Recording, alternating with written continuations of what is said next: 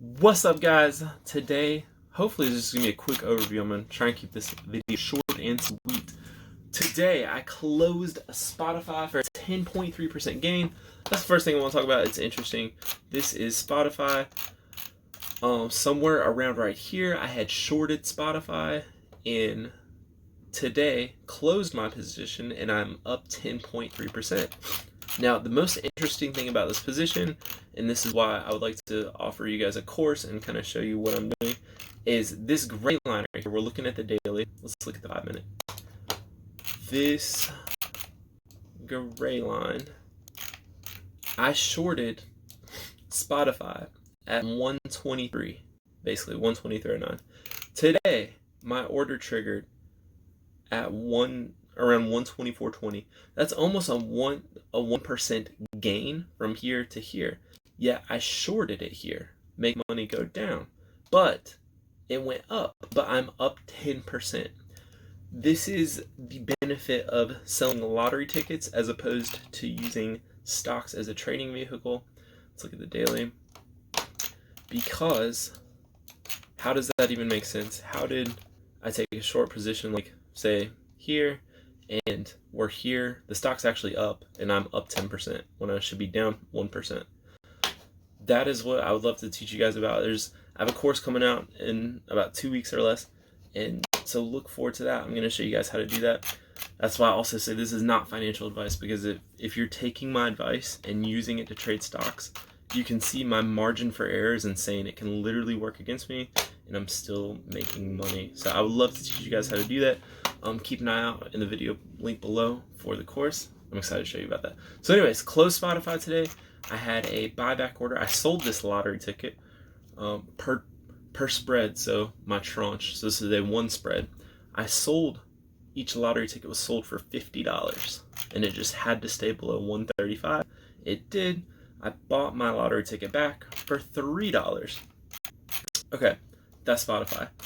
I'm not currently doing anything else with Spotify. My little tip for this kind of thing is you never want to get attached to a stock because you made money on it. It's always like, well, what's the best thing happening right now? It's like, sometimes we have a tendency to be like, oh, I made money on stock, let's do it again. And I've fallen into that. And it's like, well, is this the best setup, or are these other things the best setup?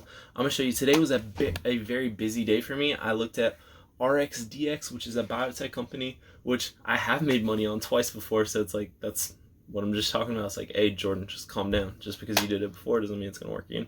But it actually did look like a nice setup, RXDX. I think I got it over here. I so wanted to get into STNG. Did not. I'm not going to talk about that because that's not what the video is about. Right here, RXDX. So today was a very busy day for me. I had 22 canceled orders, and I only got filled on one. So I've been trading my little butt off, and I have achieved hardly anything. I did get filled on, I'll show you the next one here in just a second, but RXDX, I tried to sell this lottery ticket. Excuse me, I have a bit of a cough. 155. I tried to sell 155 lottery ticket. This is a stock with a low liquidity, which can a lot of times, excuse me guys, I'm so sorry. A lot of times when you hear people doing what I'm doing, talk about this stuff, they're like, oh, you want to stay away from low liquidity. Well, yes, it can be a problem if you're trying to exit. It can also be a blessing if you get filled and you get a bad fill for the person buying it. So that's what I had. My order was set up here to sell a $60 lottery ticket, metaphorically. Whenever I say lottery ticket, I'm just talking about credit spreads, vertical spreads, but credits, not debits. So I'm selling these spreads, and it's metaphorically kind of like a lottery ticket. So I set it up today. I tried to sell my lottery ticket. I was really trying to get filled. I think it was like 62. Yeah, it looks like I had it for $60, and the mid was between 50 and 70, and it kept flipping around. I never got filled. I would have loved to have got filled here, because I don't know when the expiration was. Probably less than 30 days. It's probably somewhere out here. So just imagine right here. We'll just use this for illustration. Imagine here, right? Do you think it's going to cross up over here by here? Probably not. And that's the beautiful thing about selling the lottery tickets is it could come all the way up to here. It can come right on the line. And at this day, all the money that you had received is now your money, even though it worked against you because I was short the stock. So this actually would have been a short to neutral. So it can go sideways. It can even go up. But we want it to go down because then we can close our position earlier. Okay, so that's one. I'm still keeping an eye out. Monday, if this thing pops up, I'll try again. I love this one. This one I said I had success with before. I had like I think probably back in here when it went up quite a bit. I believe I sold like it was like way up, just like the $75 calls. It never hit the thing, died, expired. No, look, this is actually a blue line from when I did this back then. So it expired, worthless. Thank God. This gapped way up and it would have blown way past my strike. You can see my expiration was back here. And I remember just seeing it in my watch list and I was like, what? I was like, RXDX, 106, 107, 110. I was like, it's not even, it was like $30 or something, you know, like $30, $40, $50 range. So I was excited. I shorted it on this day, and then took profit. And so that's been the 2 times I have traded RXDX. So it's like, yes, I want to do it again because it is on an uptrend again. Anyways, I like RXDX, trying to sell lottery tickets on this. Lastly, this is the, wait, this is SPY. Let's see, SCNG. Maybe I put it up on here. Yep. This one I did get filled. I've got a lot to say about 5 or below. That's the one I would suggest. I did look at bullish positions today. I didn't see anything I really liked because I would really like to, and I'm going to really try and show you guys some bullish positions because I know if you're long in the stock market, a lot of times your only possibility could be to buy or get long stocks. So I do want to speak to that as well. Let's see, 5 or below. So let's see, I entered. Gray line is my entry. This is a very aggressive position. This is a medium-sized position. Maybe I'll show you this at the end, but these are my positions. I got, most of them are large. If it's got a line through it, those have been closed. This is since the channel has started doing stock videos. So I closed Spotify for 10.3%. I closed Netflix for 16%.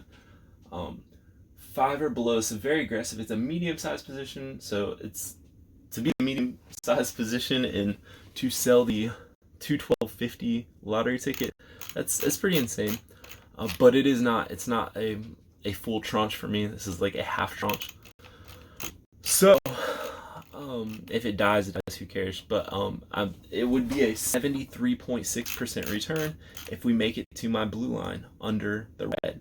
I kind of got a little FOMO because if you'd watched my video from yesterday, all the things that I wanted to come true, I wanted to short. It was like 4 different stocks, but they all fell. So I was like, dadgummit. So this was my FOMO moment. Is this thing is just running up 5 or below. It's not the next Tesla because I think the PE is like 54. P is high. I don't think earnings was a problem on this one. So I was like, yeah, we're gonna try this one. So I did get filled here for that 212 lottery ticket. So by this blue line, we just need to stay blue right now. If you are thinking, Jordan, I would like to take a position on this. This top white line would be, again, not financial advice. I would short it all day up to this top line because I have a price target out here. It looks like it is a rising wedge. So the wedge is rising. I believe by this line, it should fall. Our price target would be 203, 204, 205, somewhere right in here, right? So you could really just see even here, but I was gonna say even here you could, you could sell the 204. You could go almost in the money or just go right at the money, which is basically what I did. But this wedge has to play out. So that's why I have these other 2 gold lines set up, is I tried to get filled a little bit further out. I tried to sell the 220 and there's a 230. So I was like, Jordan, you're just being impatient. You need to wait for it to like top out and hit the top of this wedge before you try and sell these lottery tickets. So I at least did something. I got a little position on my price target by, 4/14, so April 14th, it's 2:04. So this is one I love. You can do all kind of research on what kind of patterns play out. My favorite is like rising wedge or falling wedge, because to me, in my experience, they just feel like they're kind of some of the most accurate, some of the most predictable.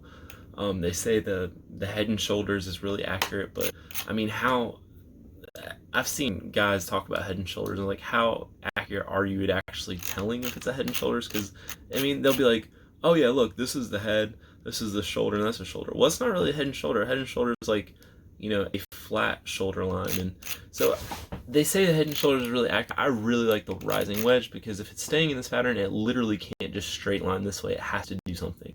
Maybe it rips up and the price action starts going backwards. That like never happens. So I love a rising wedge in a bear market. So this is one I'm keeping an eye on. I might try and get filled on some more positions as we bounce on the top of this. Yeah, there you go.